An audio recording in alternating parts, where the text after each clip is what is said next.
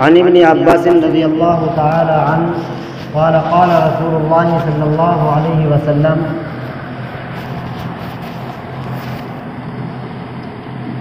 هو يعتكف الذنوب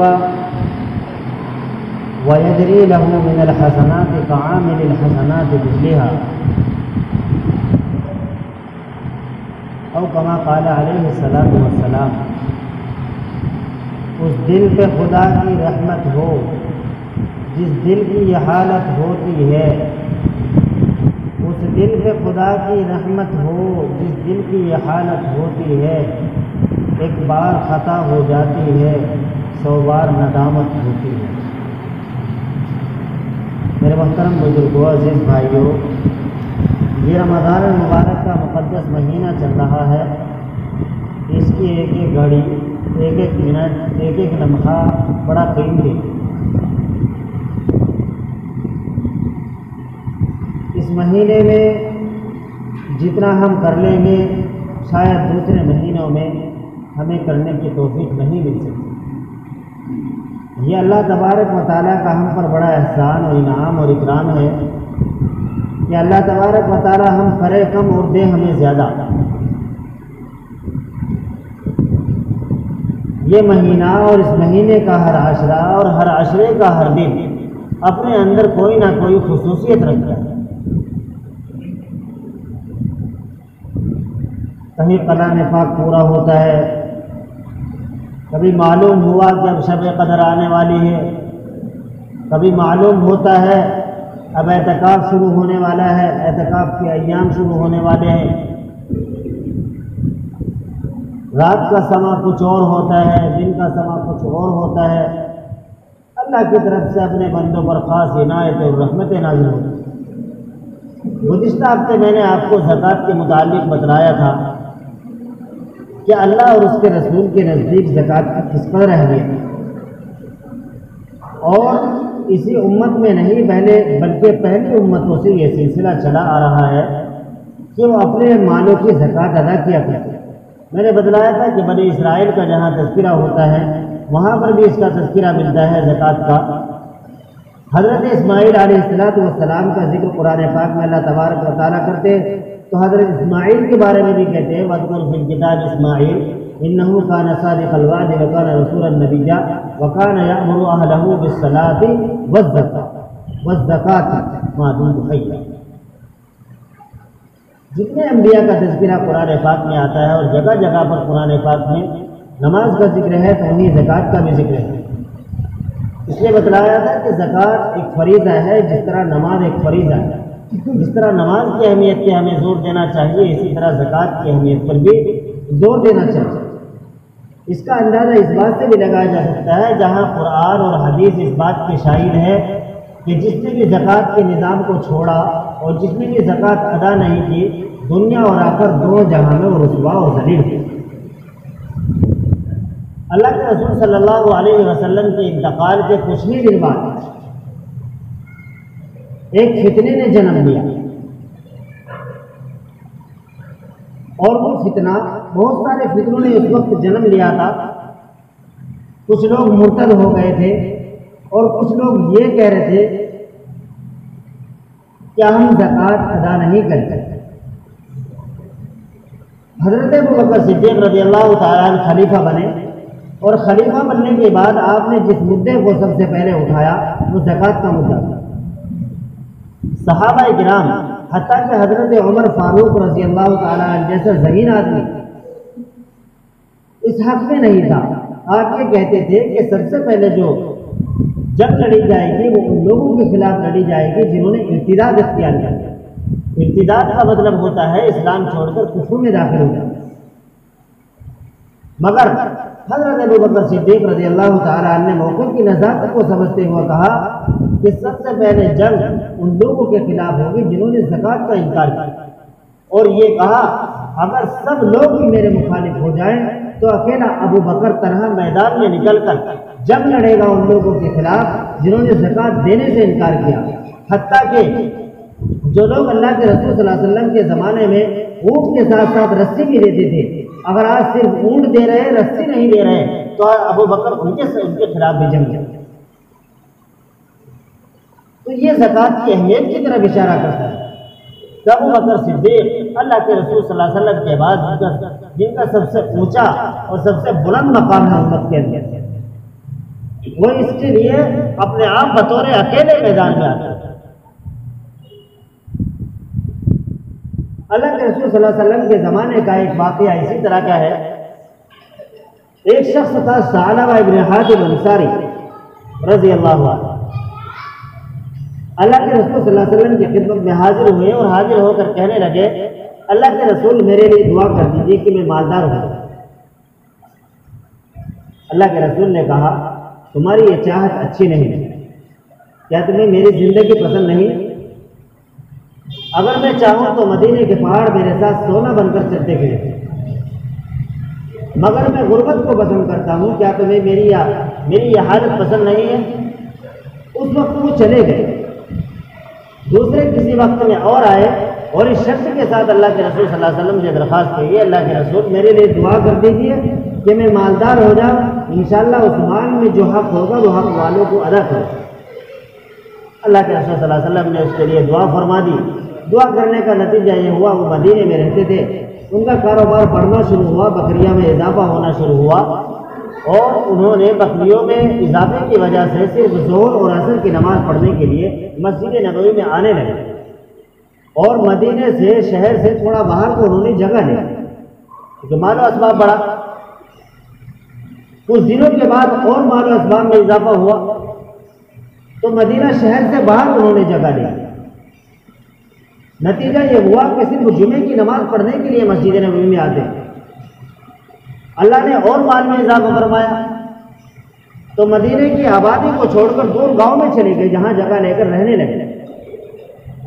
اتفاق سے اللہ کا حکم نازل ہو گیا خذ من اموالہم صدقۃ تطہرہم وتزکیہم بہا وصلی علیہم، کہ آپ ان سے ان کے مالوں کی زکوٰۃ لے لیجئے اور ان کو پاک اور صاف کر دیجیے۔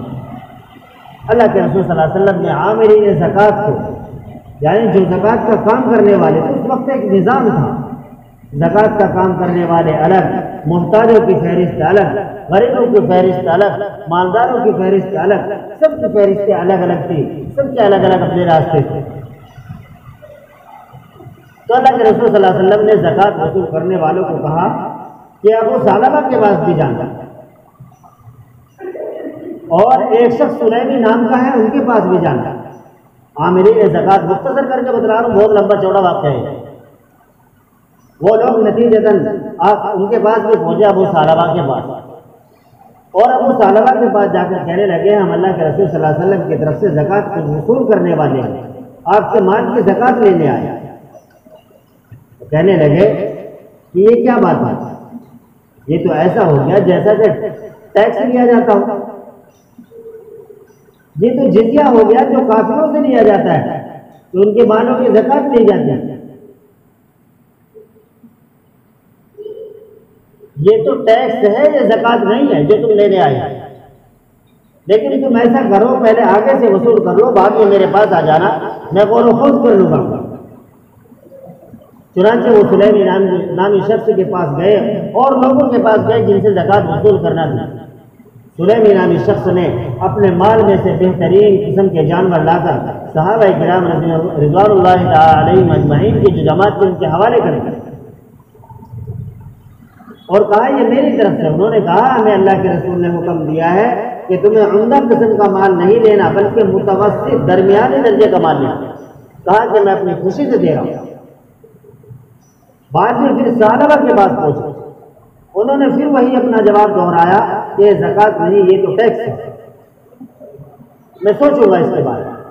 چنانچہ صحابہ کرام جو زکوٰۃ وصول کرنے والے تھے اللہ کے رسول کی خدمت میں حاضر ہوئے، آپ نے ان کے پوچھنے سے پہلے ہی کہہ دیا یا ویح ثعلبہ، یا ویح ثعلبہ، ثعلبہ پر افسوس ہے، ثعلبہ ہلاک اور برباد ہو۔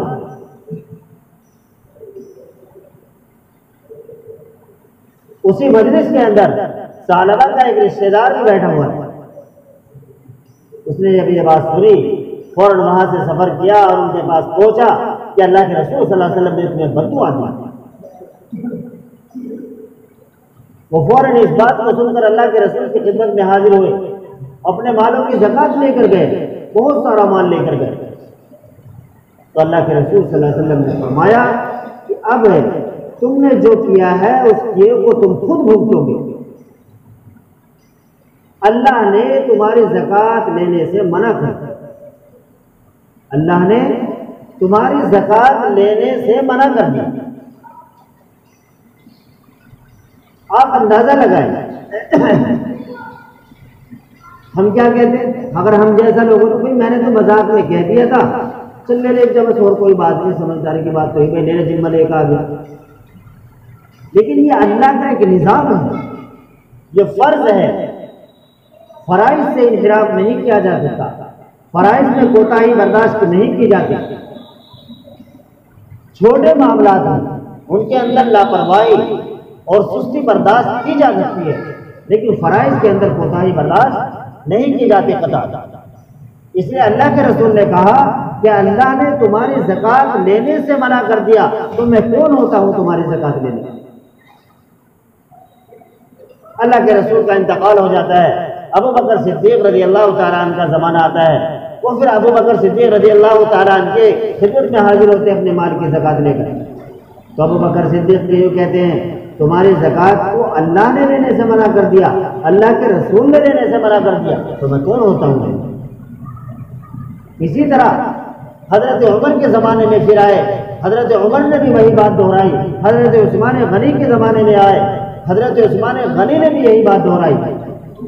حضرت عثمان غنی رضی اللہ تعالیٰ عنہ کے آخر وقت میں اس شخص کا انتقال ہوا۔ تو یہ زکات کا ایک نظام ہے، اسی وجہ سے اللہ تبارک و تعالیٰ نے سختی کے ساتھ دھمکایا، ڈرایا۔ قرآن پاک میں فرمایا والذین یکنزون الذهب والفضة ولا ينفقونها في سبیل اللہ فبشرهم بعذاب الیم۔ وہ لوگ جو سونا اور چاندی اور مال جمع کر کے رکھتے ہیں، انہیں اللہ کی راہ میں خرچ نہیں کرتے، ولا ينفقونها في سبیل اللہ، جو اللہ کی راہ میں انہیں خرچ نہیں کرتے، فبشرهم بعذاب الیم، اللہ فرمائے ایسے لوگوں کو دردناک عذاب کی خوشخبری سنا دیجیے۔ اندازہ لگائیے کیسے اللہ تبارک و تعالیٰ نے الفاظ استعمال فرمائے۔ بے خوشخبری اچھی چیز کی ہوتی ہے، بری چیز کی؟ بری چیز کی خوشخبری نہیں ہوتی، اچھی چیز کی خوشخبری ہوتی ہے۔ لیکن اللہ نے ایسے انداز سے الفاظ استعمال فرمائے کہ ان لوگوں کو کچھ تنبیہ ہو جائے۔ یہ مذاق سمجھ رہے زکات، یہ کھیل سمجھ رہے ہیں، یہ سمجھتے نہیں اس کی اہمیت اور کوئی اس کا مطلب کیا ہے۔ پھر آگے فرمایا اس سے بھی سخت آیا یوم یحمى علیہا فی نار جہنم فتقوی بها جباہہم وجنوبہم وظہورہم ھذا ما کنزتم لانفسکم فذوقوا ما کنتم تکنزون۔ اللہ فرما رہے قیامت کے دن، جس دن قیامت کا دن ہوگا، اللہ تبارک و تعالیٰ ان لوگوں کو جنہوں نے زکات دینے سے انکار کیا یا زکات نہیں دی، ان کی پیشانیوں کو، ان کے پہلوؤں کو اور ان کے پیٹھوں کو داغا جائے گا۔ ھذا ما کنزتم لانفسکم، اللہ فرمائیں گے یہ اس کیے کی سزا ہے جو تم دنیا میں کرتے۔ فذوقوا ما کنتم تکنزون، اب تم اپنے مال کو اپنے پاس جمع کرنے کی سزا سے چھپتے۔ یہ اللہ نے سخت طریقے سے بیان فرمایا، یہ وعید ہے جسے چیتونی کہتے ہیں آپ اپنی زبان میں۔ اگر نہیں سمجھے تو اللہ کا عذاب تیار ہے۔ اللہ نے 3 لفظ استعمال فرمائے، پیشانی، پہلو اور پیٹھ، 3 لفظ استعمال فرمائے۔ اس کا مطلب کیا ہے؟ خاص طور سے ان لفظوں کو اس لیے استعمال فرمایا جب کوئی سائل کسی کے پاس جاتا ہے تو سب سے پہلے اس کی پیشانی میں بل پڑتا ہے، اسے دیکھتے ہیں، پھر کیا کرتا ہے؟ سوچتا ہے کہ اسے کسی طرح پیچھا چھڑا دوں، کبھی ادھر دیکھتا ہے کبھی ادھر دیکھتا ہے، اپنے پہلوؤں پر نظر ڈالتا ہے۔ جب اس سے بھی کام نہیں چلتا پھر پیٹ پھیر کر چلتا ہے۔ اللہ نے تینوں جگہوں کو اس لیے استعمال فرمایا، قیامت کے دن سب سے پہلے عذاب انہی 3 جگہوں کو دیا۔ ان لوگوں کو جو زکات، جن کے اوپر زکات فرض ہے پھر بھی زکات ادا نہیں کرتے۔ بڑی لمبی چوڑی فہرست ہے جو لوگ اپنے مال کی زکات نہیں دیتے، کل قیامت کے دن ان کے مال کو جمع کر کے جہنم کی آگ میں تپایا جائے گا اور تختیاں بنائی جائیں گی اور ان کے جسم کو ان سے داخل جو لوگ اپنے مالوں کی زکات ادا نہیں کرتے، کل قیامت کے دن ان سارے مالوں کو اکٹھا کر کے سارے جانوروں کو اس کے اوپر سے ایسے چڑھایا جائے گا۔ اتنی سخت وعید حدیث پاک میں آتی ہے، ہم مذاق سمجھتے ہیں، نہ کبھی اپنے سونے چاندی کا حساب لگانا، نہ پیسوں کا حساب لگانا، جو گھروں میں مال بیکار میں پڑا ہوا ہے نہ اس کا حساب لگانا، کوئی حساب نہیں، کوئی نظام شریعت نہیں، اس کا حساب لگانا پڑے گا۔ اگر اس کا حساب نہیں لگاؤ گے تو آج جو حالت مسلمانوں کی دیکھ رہے ہیں اس سے بھی بدتر ہو جائے۔ صبح صبح آپ جب نماز پڑھ کے نکلتے ہیں تو اللہ کا شکر ہے رکشے پر بیٹھا ہوا مسلمان ہی ملے گا مانگتا ہوا بھی۔ بھائی جان السلام علیکم، ماما جان السلام علیکم، پتہ نہیں سارے رشتے گنوا دیں، سارے رشتے گنوا دیں، جتنے بھی رشتے ان کے آ جائیں۔